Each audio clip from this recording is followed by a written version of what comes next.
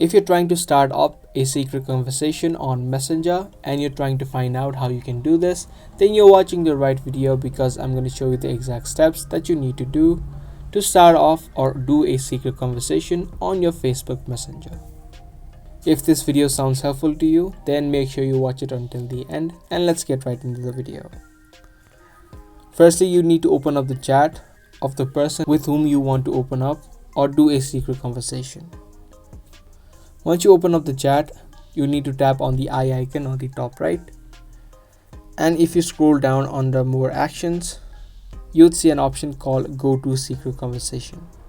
So tap on this option and immediately the secret conversation will open up. Now you can send in anything, and these messages will be end-to-end encrypted, which means not even Facebook can see these messages. So you can now send in any message. And if you tap on the eye icon on the top right, along with that, you can also do a disappearing message.